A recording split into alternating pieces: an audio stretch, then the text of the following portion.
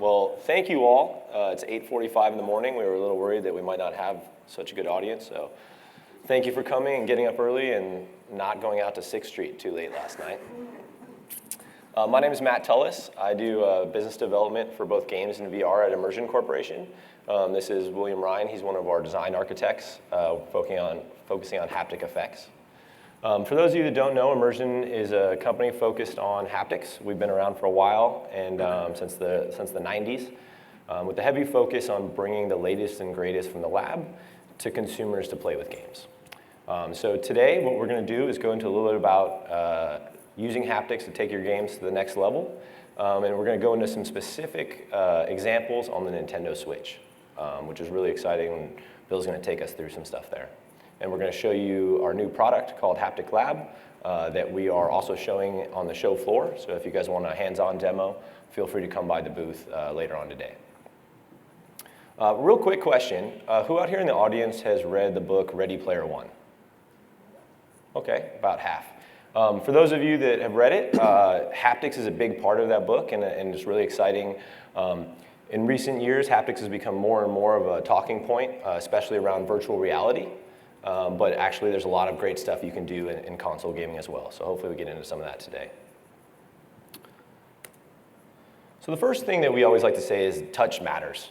We know this. It's inherent to us as human beings. Whether it's a handshake, a hand on the shoulder, we can comfort each other. There's a lot of communication that occurs through touch. In the digital worlds we play in, it also adds control. So you can think of the first level of haptics as being able to control your digital player just through the buttons and the joysticks on a controller. But touch can do more than that. And haptics can tell the story. It can help suspend disbelief. And in the case of VR, it can take you all the way to the sense of presence, which is the idea that you're consciously in another space. So there's a lot you can do with haptics, and we're going to get into some of that stuff today. I'll just go through this build. So when we talk about haptics and the model of haptic value, on the bottom you see the word immersion. That's more the concept of immersion. Immersion is the idea that you're cutting yourself off from the world around you so that you can focus on what's in front of you. And as we go from left to right, it's the higher level of immersion, right? So on the far left, usability, again, this would be something like just controlling the character in the world. On the performance side, we see how haptics can actually allow the player to perform better and have more fun. There's a couple examples of this. Some of you may have, are used to using touchscreen keyboards, right? So you're typing. Well, a lot of the touchscreen keyboards have haptic effects to allow you to know that you pushed that button, you've clicked it. You don't have to ask yourself, do I have to type it again? It gives you that visceral feedback. In gaming, you could think of some of the VR titles out there with the bow and arrow, right? So there's a common archery, everyone's having fun with the bow and arrow in VR. If you've played VR, you've probably experienced this. In those games, there's usually an endless wave of bad guys coming. And so you're grabbing arrows, you're trying to notch them in your bow, and you're shooting as fast as you can. Well, a key point in this is that when you grab the arrow, it has to notch in the bow. If you just grab it and pull it back, it'll just drop, right? You need to know that it's notched so that when you let go, it's going to fly forward. This is a great example of using haptics. So when you grab the arrow, you notch it in the bow, you give a vibration effect that allows the person to know, okay, I'm in there, now I can let go and fire. So that way I can fire faster. So performance is like that first real benefit of haptics. People can play better. On the engagement level, all the way up to the idea of presence as I described, but another great example is using haptics to engage the player more, let them feel as if they're in these digital worlds. I think Rockstar Games has done a great job of this in previous games where they've used a lock-picking mechanism, where you're using the analog joystick, you're moving it around, and as you get into the right spot, the controller will slowly rumble, and then it'll rumble more when you're getting to the right place, and then you get a satisfying click when you've unlocked this lock. So that's a way that you get players to actually feel as if they're interacting with the digital worlds and virtual worlds we're playing in. So haptic effect mappings. What am I talking about here? If we're looking at video and I want to have someone see a car in my game, I'm going to show them something that looks very similar to a car. If I want them to hear a gunshot, I'm going to play a sound effect that will sound maybe not exactly like a real gunshot, because real gunshots don't sound as exciting as a in-game one, but it's going to sound very similar. With haptics, the abstraction is far greater. If you're plucking a touchscreen guitar chord, you can't actually feel a string, right? So the abstraction is greater. So what we have to do is use some of the primitives. So for instance, in a touchscreen guitar, I know that when I when I drag my finger across the string, I want to feel it, right? That's the first level of me understanding, okay, I did something, right? So either we have no effect before I touch the screen, and then when I touch the screen, there's a slight vibration that tails off, right? That's using what I would have expected to feel from a guitar, like you pluck it, and then there's like a tail. And I can use a similar mental model to then derive the haptics. So one of the things to think about as you use haptics is to focus in on what's the primitive that the brain's keying in on, and then do enough to allow your brain to connect the dots.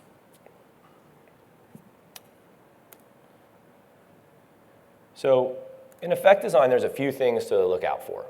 Clear association. If someone feels a vibration or haptic effect, they need to know why, right? You don't want to confuse them. You want to feel, so in a certain game, let's say if you're using a lot of haptics, or maybe there's a game where you have a phone, again, Grand Theft Auto style, where you're out in open world, and so you're using it, when you get a phone ring, you're used to your phone vibrating, so hey, okay, let's vibrate the controller when the in-game phone buzzes. Great. Well, if you're doing it at the same time that someone around them is shooting, and that's what's supposed to be the vibration, you want to make sure that it's done in a way that the player doesn't get confused. Low latency feedback. This is something that's easy for us to understand in the world of audio and video. So if you're watching a movie and it's badly dubbed or the audio is out of sync, it will immediately break the experience. You'll be taken out of the experience, your brain gets confused. This is similar with haptics. If I see something on screen and I'm trying to get the player to feel that, if it's out of sync by more than about 20 milliseconds, our brain will start to feel the effect of cognitive dissonance, where what we're seeing and what we're feeling is different. Short duration. The takeaway here is that with haptics, just like with audio, we can get fatigued. So if you're using a vibration effect that's long and strong, eventually the player will feel numbness. And you can think of this as you go to a concert where they're blasting loud audio, you go outside, the dynamic range with which you're sensitive to is now reduced. Same thing works in haptics. So you have to think about how you use haptics in your game. And in different games, you want to worry about not overusing it. So for instance, if you were in a driving game and you wanted to attach haptics to the engine, maybe you don't want to make it so that when you're in first gear, you feel it. Because again, the player's going to feel it the entire game at that point in time. So you have to use it sparingly. Versus maybe in a military game where you get into a tank and you want the player to feel it, and they're not in the tank all the time, okay, then when they get in the tank, you want to feel it in first gear and give that haptic effect. Most of all, tell the story. In the same way that audio or music can make someone feel scared in a movie, you can use haptics to drive up the intensity level. My favorite example of my first experience with haptics is I played a lot of the sports games, a lot of EA Sports, Madden, Tiger Woods. And I remember that first time I was playing Madden football and I went for a kick at the end of the game to win the game. I mean, I had done field goals before and there was nothing, and now at the end of the game, the controller just starts shaking, boom, boom, boom, boom, just that heartbeat. And I was like, whoa, and it adds to the intensity level. I started to get a little more nervous. My friend's laughing at me, he's talking trash. So haptics can help you tell that story, either make it more fun, more scary. It's really part of the art of making games. So just recapping again, these 4 things are just something to think about. Again, you want players to know why they're feeling something. You don't want to use it too much. And then overall, just tell the story. Just real quick, these are some very natural things for haptics. I think many of you have played games. You're going to notice these things have always have haptics. Weapons, shooting a gun, you want the player to feel that. Interactions, anything where you're pushing buttons and things like that. Again, picking locks, there's a lot of stuff there where you're doing things with your hands that's natural for someone to feel. Explosions, vehicles, again, big booms, revving engines, they work great with haptics. I'll just go through this build real quick. So what are haptic effects like? So there's a few different haptic effect types. On the far left, we see pre-made. This can be from an effect library, something that we actually have some basic templates that we use in our tool, but also you can create effects that you can then trigger later. And these kind of all fall in the group of pre-made. They're static effects that are triggered and played. Parameterized. This is the idea of using the in-game parameters to then drive your haptic effects. So again, I'll go back to the driving game instance. I want to use the RPM level of the car to drive the haptic effects. So if they're redlining, I give a stronger haptic effect, and if they're just in 2,000, 3,000 RPMs, it's just a low buzz. That's kind of what I'm talking about in the parameterized world. Audio derived. This is a common question we get. Can we just take the audio and send that and use that as a haptic effect?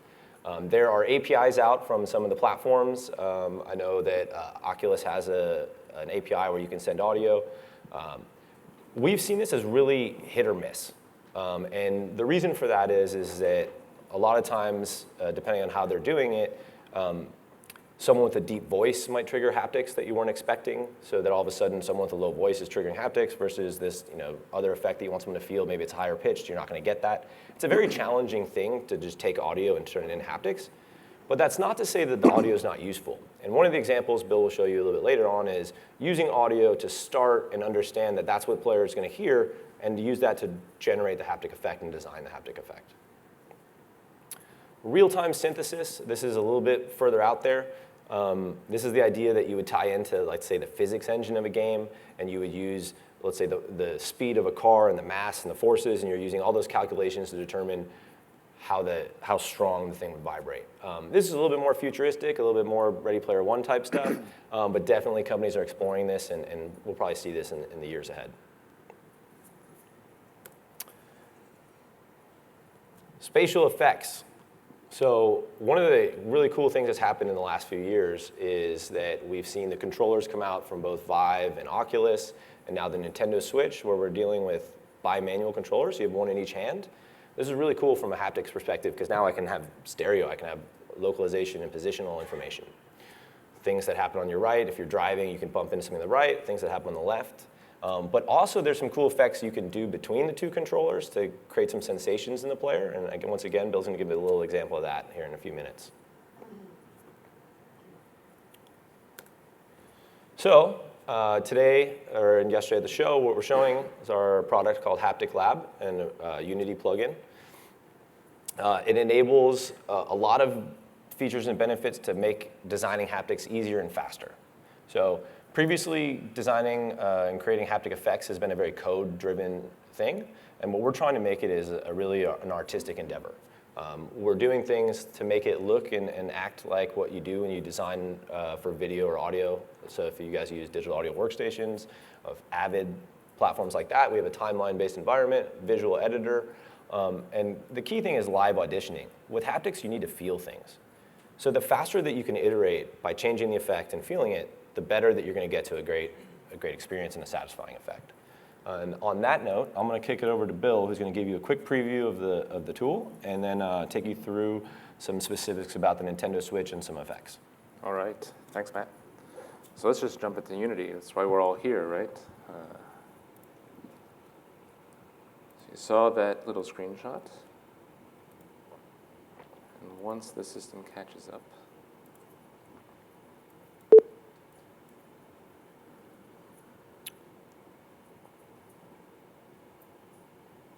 I blame PowerPoint, not Unity. All right, so I've already loaded up an empty effect in Unity. So this is our little timeline. I've selected the Nintendo Switch, and I've selected the right Joy-Con. And all I have to do if I want to generate an effect is to hold Shift and click. And as soon as I do that, I will have my effect if I'm getting input. Oh, there we go. So I actually put in a few effects. I can delete some of those. So if I press a shortcut key, we have it bound as S right now. I have this green line, which is a pitch curve. So if any of you are familiar with our Unreal Engine offering, we didn't have this quite yet. This is a new feature, and this is really important for the Nintendo Switch because it has a capability of pitch, which I'll cover in a bit. But all I have to do is press play. I can already feel it. I know you can't feel it, and you can't hear it, but it's playing. Just take my word for it. We also have a strength curve. So in addition to modifying the pitch, we can modify the strength. Once again, very simple, using keyframes. And we also have options in the clip, such as if you want to go from this very smooth effect to just get a quick texture, just drag it out, play it, feel it, you're good to go. All right.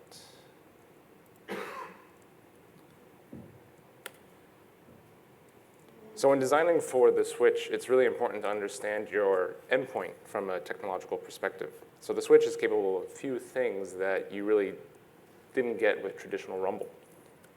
So it has a fast response time. With the traditional rumble, you're talking really about 100 milliseconds if you really want to feel the effect. With the switch, you can feel effects as short as 5, 10 milliseconds. It's stereo, so you can have the same effect on either side of the controller with the Joy-Cons. With traditional rumble, you did have 2 actuators, but they were different masses, so they did feel different, so you didn't have true stereo effects. So pitch control, that's the green line that I was just talking about. You can think of it like musical notes for haptics. With rumble, it's very low frequency. If you're familiar with mobile phones on Android, they have these LRAs, they're very high frequency. The switch can actually do all the frequencies in between. So you go low tonal, like bassy effects to really high, tinny, ringing effects. And then, of course, the Joy-Cons are reconfigurable. I can have them on my switch. I can have them in little cradle. I can hold them in my hands, and I can also have a Pro controller. And all these different setups will actually impact the haptics due to the mass that you're working with. And so right now, we're really seeing games just, here are your haptics, regardless of what way you're holding your controllers, you're gonna have the same effects. But we wanted to allow such as the granularity if you want to say, okay, for switch docked mode, this is my effect. For individual mode, this is my effect. For Pro controller mode, this is my other effect. So let's talk about some of the effects that we have in our little space demo that you saw briefly.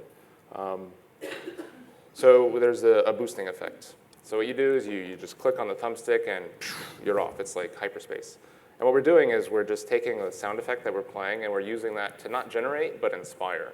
And so the sound effect actually has this very strong blast, and then it has this very fiery sound. We're applying a texture in the haptics at that time. And the actual, while the strength is fading out, we're having the pitch go up. So while it's going weaker, it's going whoop. And we're actually mimicking that very quickly with the haptics. The space break actually has no animation and it has no sound effect. And so we were trying to think, well, what do we want to do here? How can we convey that you're stopping if there's not an explicit visual? And this is where in haptics you can reach into the real world. And so think of like ABS braking in your car. You slam on the brakes, you don't want to hydroplane, you feel the boom, boom, boom, boom, you feel the pulsing. And while you're probably not in danger of hydroplaning in space, it's still something that we're familiar with. And it works pretty well to convey that information. So once again, if you want to see those effects, let me just jump again back into Unity.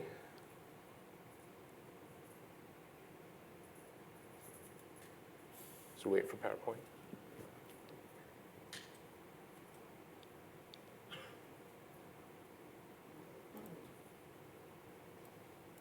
So I'm going to select the boost first.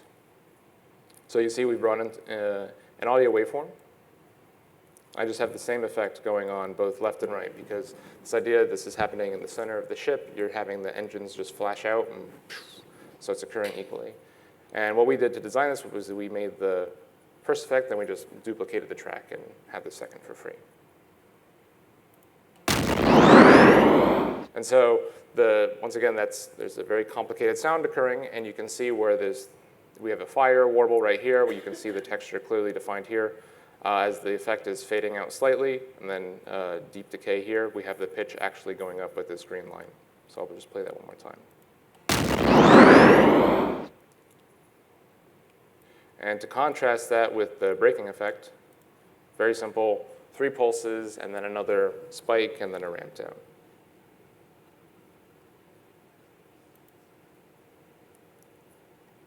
All right.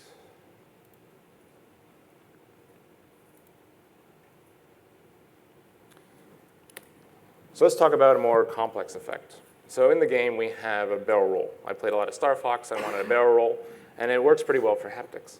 So there's 2 ways you can go about doing it. You can do a very simple method. And so The first simple method is really talking about the directionality on the screen as you go from the center of the screen to the right, and you can just fade in on out from the side you're going from. So in this case, instead of playing both on center, if your ship is starting in the center and you're moving to the right, you want to start on the left, just so you have the differentiation between the two controllers. And so we fade out on the left as we go to the right, and as you're getting closer to the right, you increase the strength on the right side. And then as it goes back to center, you can fade out on the right and have equal strength on the center. And this is good because it conveys where you are on the screen. If you're trying to use this to dodge something like an asteroid, you can sometimes get tunnel vision. I know I get tunnel vision a lot in racing games. I'm on the road, and all of a sudden I feel the haptics that I'm getting off the road, and it informs me that where I am on the screen. But if we wanted to make something a bit more interesting, there's also this roll that occurs. And I'll play it right after, so it'll make a lot more sense once you see the animation. So as we're panning to either side, the ship is also doing the roll itself, because it's a barrel roll. And so what we're trying to do is add this directionality and take this mental model of the g-forces as you're spinning in the ship. And so one of the easiest ways to do that is just pick a point, such as a point of weightlessness. And so if you're using haptics to convey the g-forces, weightlessness would just be the absence of any haptics. So now you at least have a point where you're not going to have any haptics. And then you can use the roll itself as a sort of fade-in, fade-out inspiration. And so we have this motion of the ship, and you can see that that's how the effect is actually going to look. This sweep in, there's going to be a gap, there's going to be another sweep, and then we're going to just duplicate it as we roll back. And just to show that,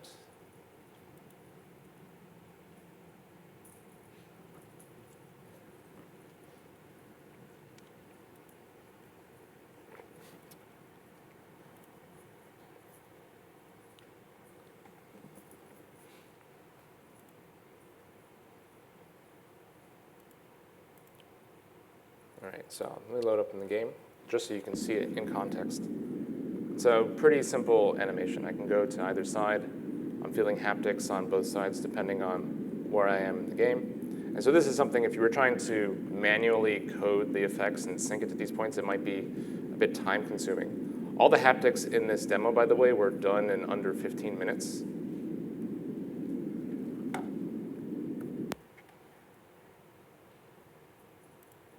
So I just load up my barrel roll and just reconfigure my workspace.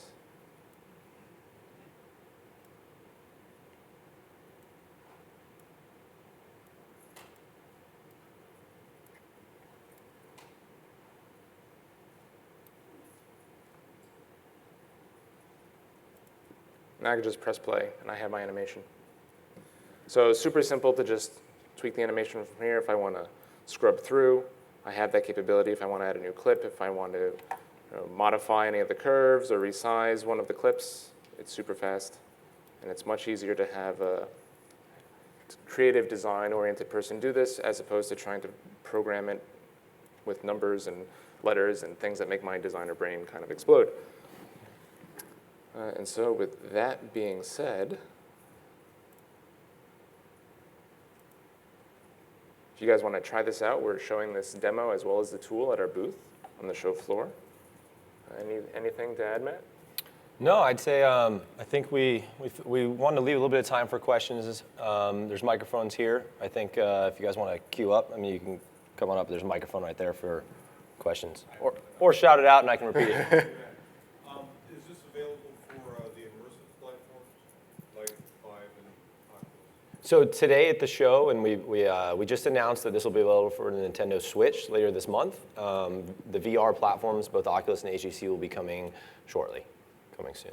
So this is early access. We're trying to get it out as fast as we can because we have a lot of interest, especially from VR developers. But today at the show, we're showing Nintendo Switch down in our booth. And as Bill mentioned, we've done work with the VR stuff before, and we have plugins for some of the other game engines as well. Do you anticipate that within the year? Yeah, I would say end of the year is a good time frame. I mean, we're racing. We're trying to get out there as fast as possible. Any other questions? All right. Well, I'd say haptics is definitely one of those things you need to feel. So we have a few minutes here. You guys can come up and check out some of the effects Bill's had while we're got another 5 minutes. Other than that, come by the booth. We're right next to Meta and right across from Nintendo, so you guys can be able to find us pretty easy. You can feel these things. We can give you a little bit of a deeper tutorial, so to speak, with creating some effects. And thank you. Thank you.